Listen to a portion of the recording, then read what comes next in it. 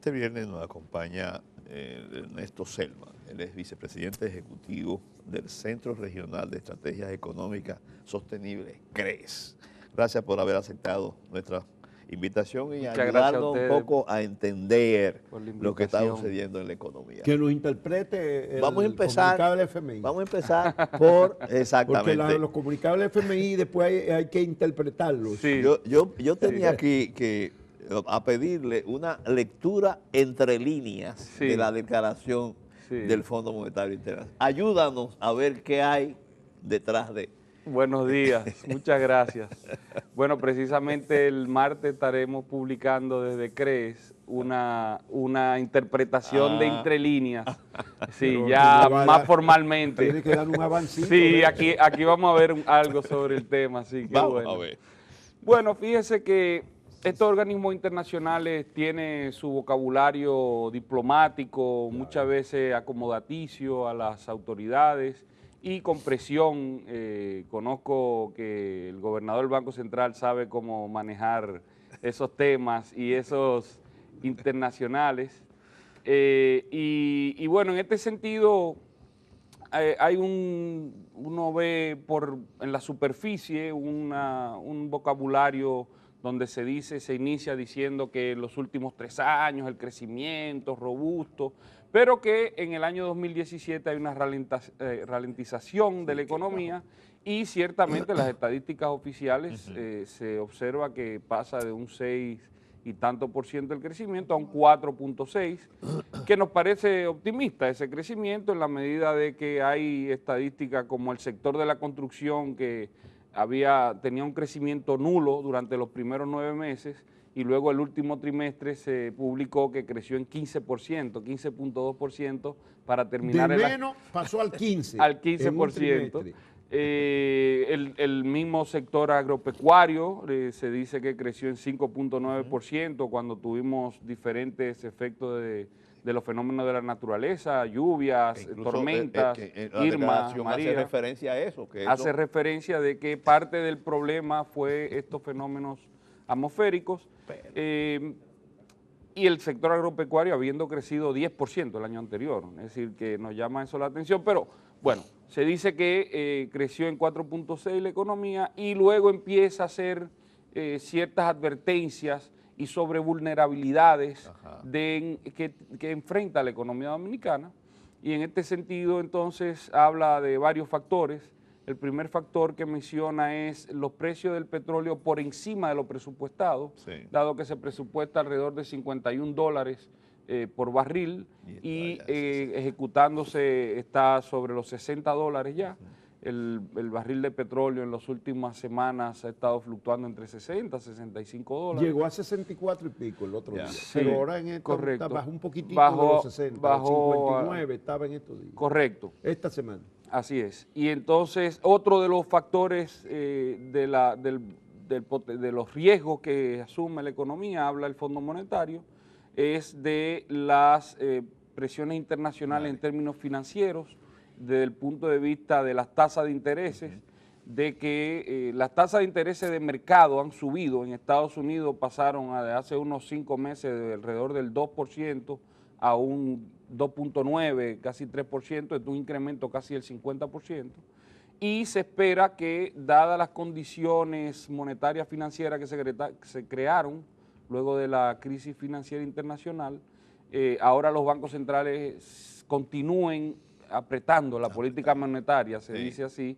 Es decir, Estados Unidos empezó en octubre una política de reducir en $10.000 millones, luego de haber emitido tanto dinero inorgánico, ahora retirar parte de ese dinero inorgánico.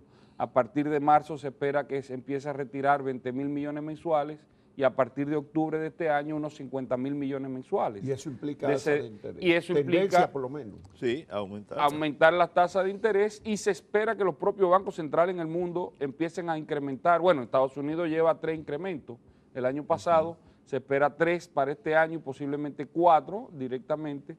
Entonces esas son de las cosas que el Fondo Monetario está advirtiendo. Perdóname, de los riesgos que en tienen. Esos riesgos ellos también apuntan que es posible una disminución de la demanda internacional. Sí, Como que... ellos tienen una contradicción Ajá. en ese punto, porque al inicio, cuando habla del crecimiento de República Dominicana, habla de la expansión de la demanda externa y luego debajo dice que de una potencial menor demanda. Ajá. Entonces ahí hay una contradicción que ellos presentan, pero sí sabemos que la economía dominicana está muy relacionada a los Estados Unidos. Los Estados Unidos está creciendo y ha estado mostrando unos índices y unos indicadores económicos de un crecimiento importante y fuerte, y eso beneficia a la República Dominicana en el sentido de que puede producir mayor demanda de bienes y servicios, incluyendo turismo, puede emitir mayores remesas, que eso también sería positivo en términos de emisión, de recepción de divisas al país. Y en este sentido, entonces, se habla es decir, hay este tipo de contradicción en el comunicado. Hay otras vulnerabilidades que menciona. Creo que la parte fiscal es la parte más importante que menciona. De 7 párrafos, hay 2 completamente dedicados al tema fiscal, y en este sentido hace mucho énfasis en el tema de las exenciones, del sistema tributario, de que hay que ampliar las bases, pero queda mudo con respecto al gasto público, a reglas fiscales, que anteriormente había hablado de reglas fiscales en otros comunicados del Fondo Monetario. Reglas fiscales lo que significa es tener normas. De hecho, en la Estrategia Nacional de Desarrollo se incluye en el artículo 36, cuando se habla de la reforma integral fiscal y del pacto fiscal, se habla de que esté sustentado en una ley de responsabilidad fiscal que incluyan normas fiscales. Normas fiscales quiere decir que hayan... Ustedes han enfatizado mucho la necesidad de la ley de responsabilidad fiscal, y de además hecho, del pacto fiscal. Y de hecho, claro, porque nosotros hemos dicho de que esto es parte integral del pacto fiscal. De hecho, esto debe ser de primero.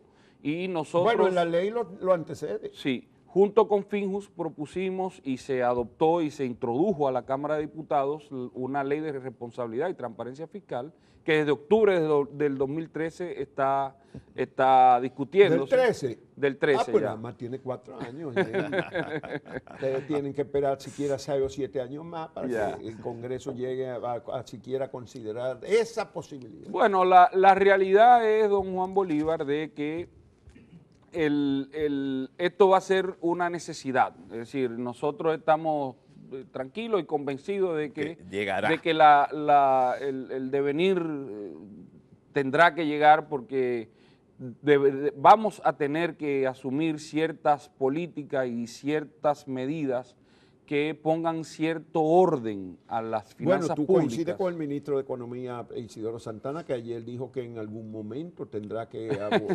abordarse el problema fiscal del país. En algún momento. ¿Será cuando sea tarde o lo haremos antes de que nos sorprenda una crisis? Bueno, fíjese que yo no veo ni visión ni voluntad política de asumir reformas, reformas profundas y transformaciones. Porque una cosa es ajuste tributario y otra cosa es reforma fiscal. Sí, y reformas reales, porque muchas veces firmamos estos pactos y salen las fotografías, los videos y se queda eso, no hay transformaciones reales que uno pueda ver. Y entonces aquí yo creo que el tema de la visión y la voluntad política es importante. El comunicado del fondo habla de reformas, no especifica qué reformas. Primero habla de algunas que se han ido adoptando, no dice cuáles, ni se entiende cuáles son esas reformas. Y tampoco luego habla de que uno de los retos más importantes es asumir un conjunto de reformas, pero no dice tampoco cuáles. No hay un compromiso de cuáles serían esas reformas, y es obvio que en el diálogo con las autoridades no surgen cuáles deberían ser esas reformas. Pero una cosa está clara que dice la recaudación de aduana y de eficiencia en gestión tributaria no serán es suficientes. No Sí. serán suficientes. Pero que me llama mucho la atención de que siguen enfatizando solamente el lado del ingreso. No, Sí, no, eso porque sí. ellos No, han es- renunciado, porque las Entonces, autoridades ¿qué no quieren significa que le esto? hablen de eso. Entonces ellos dicen, los diplomáticos dicen, eso es como mencionar la soga en casa del ahorcado. No Sí. se puede. Pero hay que tener en cuenta de que de todos estos organismos internacionales hay que tener mucho cuidado y tomar con pinzas sus recomendaciones. Eso es lo primero. Yo en algún momento le decía a estudiantes de que de estos organismos internacionales, llamemos Fondo Monetario, Banco Mundial, BID, cualquier Y tú sabes, organismo y tú internacional, sabes bien de eso. he tenido alguna experiencia. La mitad de lo que te presentan se sabe que hay que buscar porque hay que descartarlo y la otra mitad hay que verlo con lupa. Entonces, el Fondo Monetario sirvió para endeudarnos en la República Dominicana entre el año 2008 y 2012. 2011 que terminó el acuerdo forzosamente, pero nos ayudó a endeudarnos. Donde estamos hoy día, ellos son corresponsables. Hoy día nos dicen que estamos muy endeudados. Es decir, yo te pongo y te doy y te busco para que tú puedas endeudarte por muchas partes y luego te dice, no, ahora tú tienes que echar para atrás el asunto. Y tienes que hacerlo a través de impuestos. Sí. Eso es lo que y esto es un poco para los televidentes, esto lo que nos están diciendo es, hay que ver cómo ustedes aumentan los ingresos y hay una forma... Bueno, ahí de una vez salta a la palestra el sacrificio fiscal, que es verdad que hay mucho sacrificio fiscal, 200, ¿cuánto este año? 240 mil millones de pesos. Sí, eso hay que tomarlo con pinzas. Sí, también. claro, yo siempre lo tomo con pinzas. Sí, porque se habla de las exenciones y las exoneraciones. Bueno, el 70% de eso viene del ITEVIS, que es del consumo. El consumo. Entonces hay esa parte que debe tomarse en cuenta. Entonces le pregunta a uno que le ponemos impuesto a la medicina, que ya son carísimas, a los alimentos esenciales. Ahí es que hay que ver qué se plantea, porque hay dos visiones de buscar incrementar los ingresos del gobierno, los ingresos tributarios, que es a través de impuestos, debemos decir. Es la ciudadanía que paga impuestos. Muchas veces se habla de los recursos públicos, de recursos del Estado, y se ven funcionarios inaugurando que fulano y el presidente y la presidenta. No, esos son recursos de los ciudadanos. Si usted en un país desarrollado va y lo que presentan es con su dinero se hizo esto. Es decir, con el dinero de los ciudadanos. Eso es lo primero. Entonces, el tema de los impuestos, hay dos visiones para buscar cómo incrementar los impuestos. O una visión que tenemos ya 17 años llevando, que es incrementar las tasas, meter nuevos impuestos y buscar cómo exprimir más a lo que ya hay. A lo que ya pagan. A lo que ya pagan. O una visión alternativa que nosotros hemos presentado y que nosotros tuvimos la experiencia a principios de los 90 de cómo logramos bajar las tasas y ampliar las bases de forma tal que mucho de que está sucediendo en la economía, transacciones, regiones, sectores, entren, pero con una tasa moderada. Porque el problema que tenemos hoy día es que el ITEVI es de 18%, es una tasa muy alta, muy alta. En Panamá estamos hablando creo que de 6%, por ejemplo. Nosotros tenemos una tasa muy alta y eso implica que hay un incentivo muy importante de salir del sistema tributario. Hemos dicho esto en otras ocasiones. Entonces, hay dos visiones. La visión que hemos estado experimentando no ha dado resultados. Y entonces, nos están diciendo que hay que seguir esa visión. Perdón, yo quiero que tú enfatices los televidentes. No ha dado resultados. Es decir, nosotros hemos hecho por lo menos 7 u 8 reformas y 11. Y todos los años se asumen cambios. En el presupuesto de este año hay cambios. Reformas tributarias desde profundas. el año 2000 para acá. Sí, profundas. Desde el año 2000. 2000 para acá. Y todos los años hay cambios en el sistema tributario. En el presupuesto de este año hay cambios en el sistema tributario. Hay impuestos que se adelantan que hay que pagarlos previo en aduanas, por ejemplo, algunos sectores que se incluyeron. Sí. Es decir, que hay cambios permanentes en el sistema tributario y hay una incertidumbre importante alrededor de este tema. Pero además, lo que está sucediendo es que está moviendo a una buena parte de la economía la informalidad. Bueno, y a dice- las transacciones ustedes y a la dicen- evasión y a la elusión Ustedes directamente. dicen en un cuadro que yo tengo de CRES, de los últimos, que la informalidad llegó al 59%. Correcto, del empleo. El y em- eso, en el y empleo. eso refleja un poco lo que está sucediendo en la economía. Porque hablábamos de 55 a 57. Sí. Ustedes la suben al 59. Nosotros no, eso es estadísticas oficiales del Banco Central. Con las estadísticas Eso oficiales, es pero estadística ustedes oficial del resaltan que banco. está en 59. 59%. Entonces lo que estamos, y fíjese, de los empleos que se generaron nuevos, que se generaron nuevos, el 73% Público. es informal. Informal. Informal. De Informal. los formales, De los formales. fíjense lo que sucedió. De los formales aumentaron neto Eso es el año 40 pasado. mil. Eso es el año pasado. Sí, en la última estadística del Banco Central. De los formales se habla de 40.000 netos Sí. y el sector público aumentó 60.000. Es decir, que en el sector privado se destruyeron 20.000 empleos formales. Pero en un solo año. En el último informe, sí, en el último año. En el último informe del Banco Central, estas son las estadísticas que salen. Eso no es que nosotros estamos estimando, no. O sea que el esto es la crecimiento del empleo formal fue solamente en el sector público. ¿Con cuánto? neto. El sector público 60.000 y en el sector privado se destruyeron 20.000 empleos Disminuyó formales 20.000 empleos formales. 20.000 en un solo año. en el sector privado. Pues eso, pero en un solo Sí, año. así es.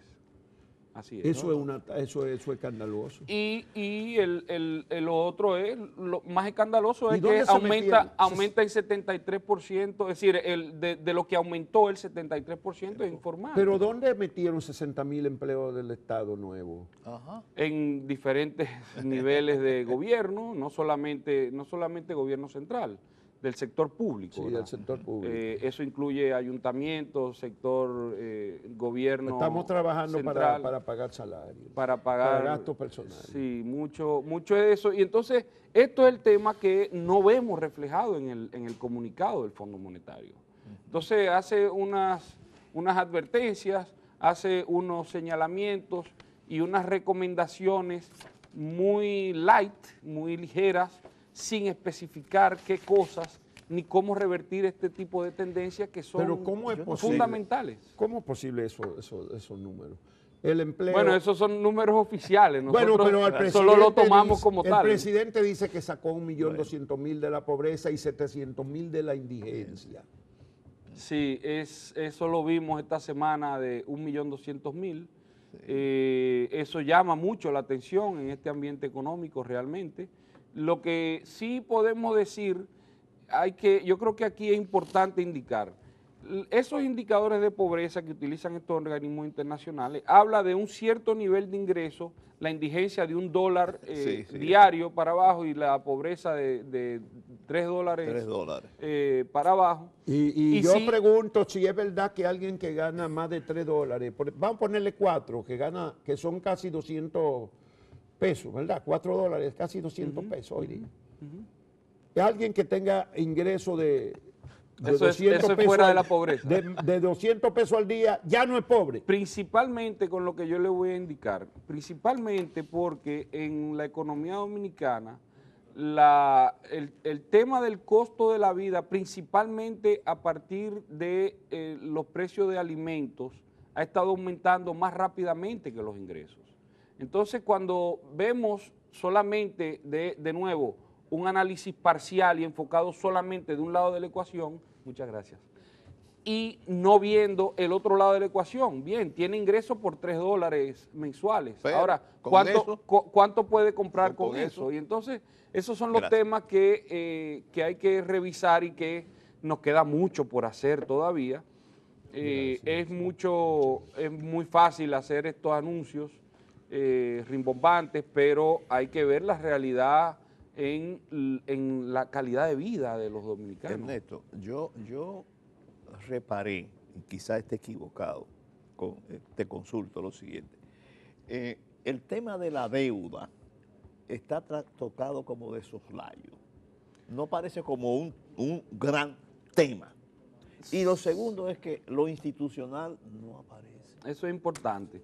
Hay una parte del tema institucional, voy a empezar por el tema institucional.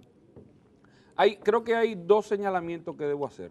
Número uno, es la primera vez que yo recuerde que en un comunicado del fondo de este tipo se hable de la transparencia en las compras y contrataciones del Estado. Sí lo menciona. Sí lo menciona, y lo otro tiene que ver con la publicación de estadísticas fiscales. Y habla de la periodicidad, de la transparencia y de que debe ajustarse a los estándares internacionales. Nosotros hemos dicho de que nosotros tenemos estadísticas de las finanzas del gobierno que emite Hacienda a través de la Dirección General de Presupuesto, de que son estándares únicos en el mundo. Y entonces nosotros en nuestro país tenemos 2 estadísticas fiscales. Si usted toma las últimas estadísticas fiscales que tenemos disponibles de septiembre del año pasado todavía, usted ve que Hacienda, a través de presupuesto, dice que el déficit fiscal es de 19,000 millones de pesos. Ahora, cuando usted ve las estadísticas que ofreció el Banco Central, que se ajusta a esos estándares internacionales del fondo específicamente, se habla de 54,000 millones de pesos. Es decir, que hay una diferencia de 35,000 millones de pesos entre lo que dice Hacienda y lo que dice el Banco Central. Entonces, ¿cómo es que usted...? Y esto entonces lo señala, y esto es parte del tema institucional, pero yo estoy de acuerdo, se queda muy corto con el tema institucional, principalmente cuando hay un esfuerzo importante a nivel mundial de Estados Unidos, organismos internacionales, con el tema de la corrupción, la impunidad y todo este tema que se ha estado empujando muy fuertemente. Pero en una sola semana, ahorita pasamos balance a nivel internacional, esta semana dimite el presidente de Sudáfrica, sí, anuncian el procesamiento del primer ministro de Israel, Netanyahu. Martinelli casi extraditado para Panamá. El expresidente Álvaro Colón en Guatemala. También. Hay 10 ministros acusados de corrupción.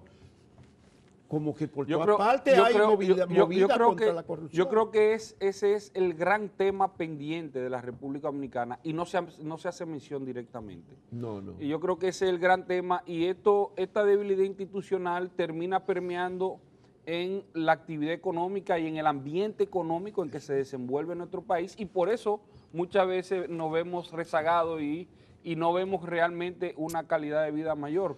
El tema institucional está muy influenciado por el sistema político y jurídico, porque son los que crean las condiciones y el orden institucional en que se desenvuelve la economía, y si eso está débil, lo otro está débil.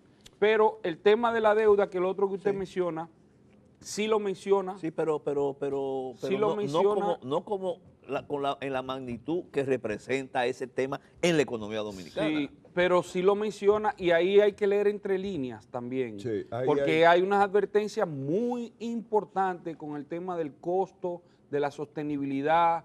Ahí hay que leer entre líneas, eso sí. Y eso lo vamos a plantear en ese artículo que vamos a publicar. Hay una serie de explicaciones, se ven por todas partes, por ejemplo, el nivel del salario, de los empleos, la creación, el crecimiento, los sectores que crecen más económicamente no generan mucho empleo, minería no genera empleo, el sector financiero ya en vez de generar empleo, yo creo que la tecnificación el sector financiero es un intermediador, sí. No tiene un impacto en el sector real. Tiene impacto. Entonces, el sector agrícola que está creciendo últimamente genera empleo, pero para los haitianos. El sector construcciones, tú dijiste, creció en el último trimestre, salvó la campana, pero para todo el número del crecimiento. El empleo es altamente haitiano también, es decir, las remesas no generan empleo, que son una bendición, por supuesto, para la economía nacional. Este año llegaron casi a 6,000 millones de dólares el año pasado. Sí. Bueno, ahí el tema, yo creo que hay que verlo un poco más amplio. Yo creo que son las condiciones institucionales que no están dando al traste con unas inversiones. De nuevo, el tema de la formalidad y esto tiene que ver mucho con el tema institucional. Claro. El tema de la formalidad o la informalidad en la economía. Entonces, estamos teniendo cada vez un sector y una actividad económica que está fuera del orden institucional, porque se hace tan costoso realizar las actividades económicas dentro del orden institucional que los agentes económicos salen del orden institucional a hacer sus actividades económicas fuera de ese orden institucional. Y aquí podemos hablar de varios de los costos. Yo creo que el sistema tributario mismo está imponiendo unos costos y ahuyentando, incentivando las transacciones informales, la evasión, la elusión. Creo que el código de trabajo también puede estar influyendo en eso, el costo de la energía eléctrica, el costo del transporte, hablábamos fuera de cámara, el costo de transporte de carga es 2 veces lo que es en Centroamérica, el costo, y el mismo costo burocrático y de entrar y de estar en el orden institucional. Y es tan elevado. Y hasta el costo del dinero, porque aquí hasta hace poco estaban pagando tasas de 12, 14, 15%, cuando en Estados Unidos solo estaban dando gratis el dinero a los Pero aquí vuelvo al tema institucional, es decir, se hace tan costoso cumplir las reglas de juego que los agentes económicos salen del orden institucional. Entonces, creo que el tema institucional sigue siendo el tema de fundamento para crear las condiciones de mejor en la línea del índice de competitividad global que releva los atrasos institucionales del país como una parte fundamental de esa baja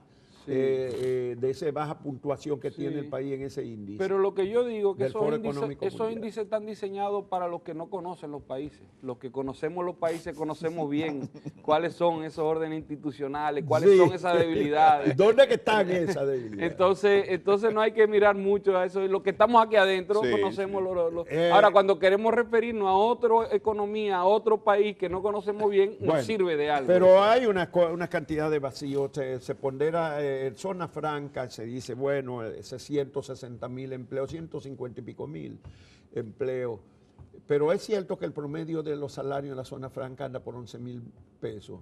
Tiene todavía un salario mínimo de 9.000, que a mí me parece un absurdo cuando el costo de la canasta familiar del quintil más pobre está en 14.000, casi en 15.000, 14.000 y pico. El costo de la canasta familiar está en 25.000, pero no es del ingreso de una persona, es de la familia. De la familia. Esto tenemos que tenerlo en cuenta. Muchas veces se compara el salario. Ya lo sabemos, pero de todas maneras. Pero de todas maneras. Lo importante y lo interesante que ha estado sucediendo en Zona Franca es que han ido migrando a otros rubros. Pero sigue siendo tan bajo el promedio salario. Posiblemente, nosotros, recuérdese que la alternativa a eso es salario cero, es desempleo. Es decir, vamos a empezar por ahí. Yo creo que es una oportunidad que tienen 170.000 personas de un salario. Eso es lo primero. Lo segundo, hubo una discusión recientemente con el tema de si las exenciones, si no las exenciones. Que le dan muchas exenciones para crear empleo de baja remuneración. Pero eso es una visión fiscalista, porque lo que se está viendo es cuánto deja de recaudar el gobierno. Entonces, toda la visión... eso es falso. Todo lo que está haciéndose análisis con respecto al tema tributario, que es importante que mencionemos esto, es ¿cuánto deja de recaudar el gobierno? No recaudaría si no lo tiene tampoco. Tampoco hay una parte que y no tuviéramos 170.000 empleos. Es decir, hay que ver el tema del punto de vista integral con su y no solamente porque todo lo estamos enfocando de cuánto deja de recaudar el gobierno. El tema, y aquí Miguel Collado y Franco escribió esta semana, el tema de las exenciones.